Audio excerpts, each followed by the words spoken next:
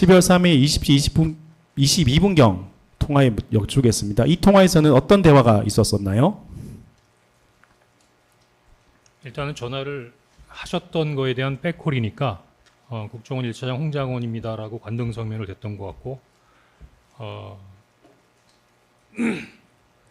뭐 별일 없냐? 예, 별일 없습니다. 한두 시간 후에 중요한 얘기를 할 게 있으니 전화기를 들고 잘 대기해라. 네, 알겠습니다. 뭐 그 정도가 다였던 것 같습니다. 방금 말씀하신 그 정도 대화가 다고 그 외에는 별다른 대화가 없었다는 말씀인 건가요?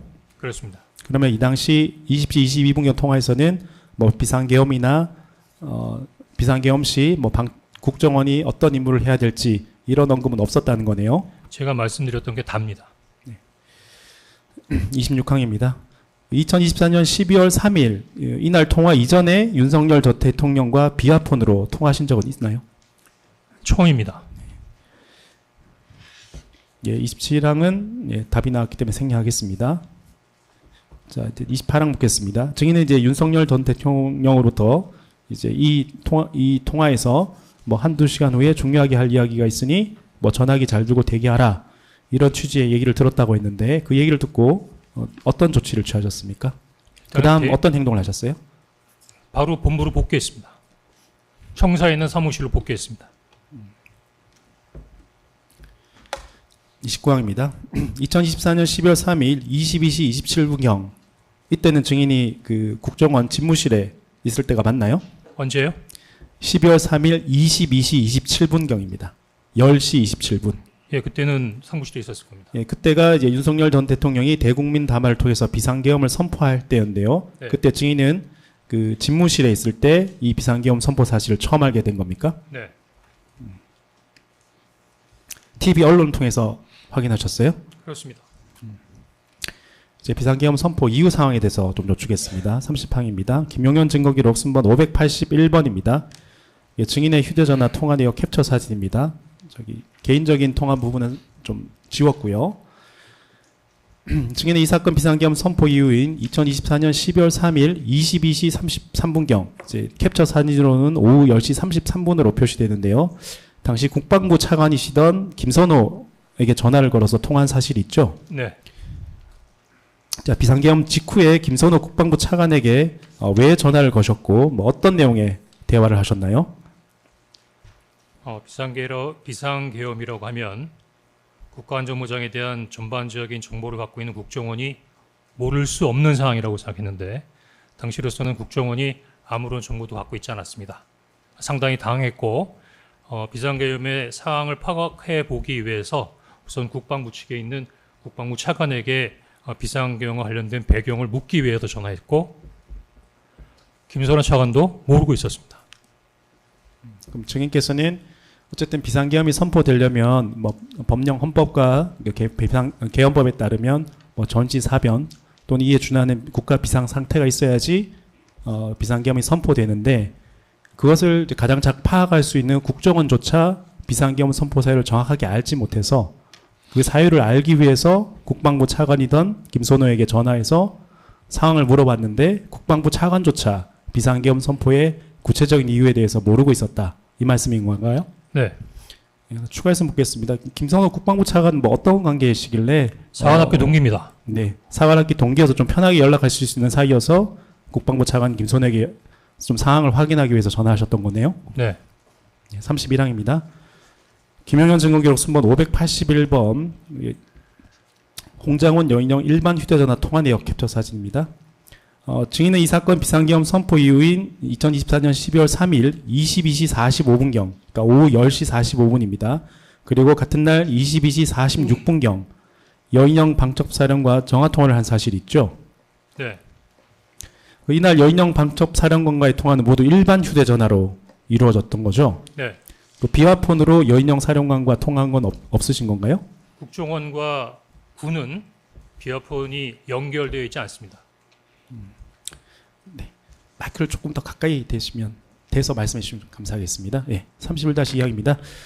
자, 증인은 여인영 방첩사령관과 비화폰으로 통화하려고는 했으나 비화폰으로 통화할 수 있는 상대방에 여인영 방첩사령관이 없는 바람에 결국엔 비화폰이 아닌 일반 휴대전화로 통화하게 됐던 것이 맞습니까? 그렇습니다. 32항입니다. 자, 2024년 12월 3일 22시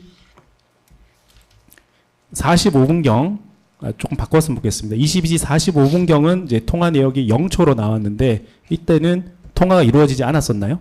예, 제가 전화 걸었는데 못 받았던 것 같습니다. 네. 그리고 1분 후인 22시 46분경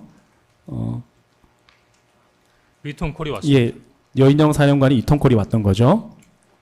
네, 그러면 먼저 묻겠습니다. 2024년 12월 3일 22시 45분경에 전화 통화가 이루어지지 않았지만 증인이 먼저 여인영 방첩사령에게 전화를 건 이유와 경위가 어떻게 됩니까? 계엄이 일어날 때 국방차관이 모르면 군에 있는 가장 알아야 되는 사람 중에 한 사람이 방첩사령관이라고 생각했기 때문이었습니다. 32의 1항은 생략하고 추가해서 묻겠습니다. 그렇다면 어쨌든 2024년 12월 3일 22시 45, 6분 이때까지 증인도 비상계엄의 구체적인 이유를 몰랐고 첫 번째 확인했던 국방부 차관 김선호 차관도 몰랐고 그렇기 때문에 그 다음에 비상계엄 선포 사유를 가장 잘 알 것이라고 생각한 여인영 방첩사령관에 전화해서 비상계엄이 왜 선포되었는지 그 경위에 대해서 확인하기 위해서 여인영 방첩사령관에게 먼저 전화를 건 겁니까? 네. 33항입니다. 12월 3일 22시 46분경은 전화통화가 이루어졌지 않습니까? 약 1분 3초 동안 통화가 이루어졌는데요. 여인영 방첩사령관과 어떤 내용의 대화를 하셨습니까? 지금 생각해보면 저에게 거짓말했습니다. 제가 어떻게 된 거냐 비상계엄 물어보니까 저희들도 모릅니다. 위에서 시킨 대로 위에서 시키는 대로 하는 겁니다. 이런 정도만 얘기를 했고 구체적인 내용은 얘기하지 않았습니다. 네, 증인 혹시 증언하시면서 좀 약간 평가가 들어가시는 부분도 있는데 그거보다는 그 당시에 들었던 사실 위주로 좀 말씀해 주시면 될 것 같습니다. 네. 어쨌든 그 당시 여인영 방첩사령관이 자기도 모른다.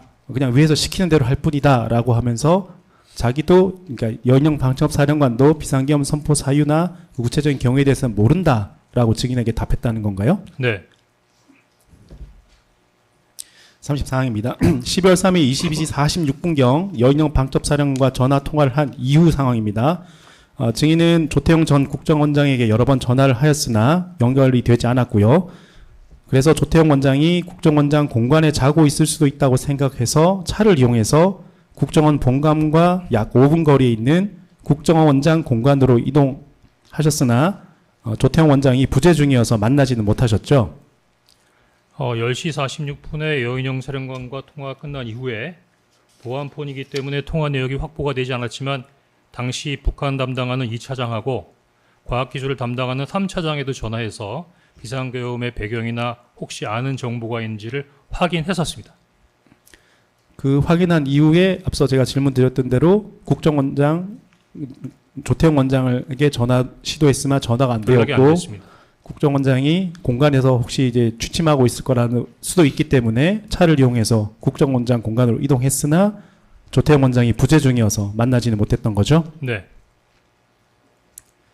그 당시 조태용 전 국정원장과 전화하거나 만나려고 했던 이유는 뭡니까?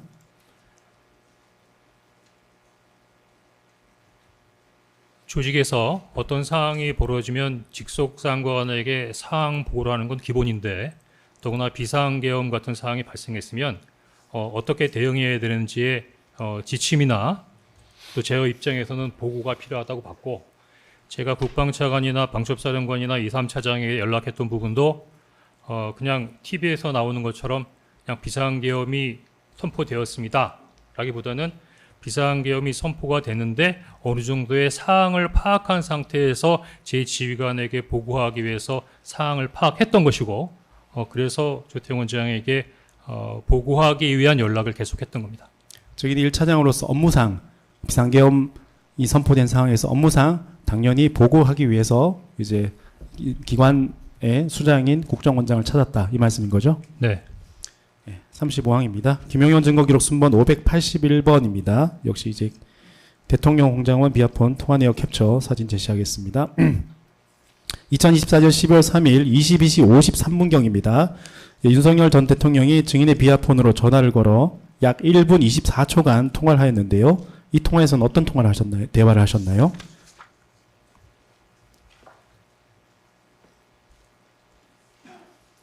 그 진술 조서에 적혀 있는 내용과 같습니다. 네, 수사기관에서 진술하셨지만 그래도 이제 재판장님과 재판부가 들을 수 있도록 증인이 기억나시는 대로 한번 증언해 주시면 감사하겠습니다.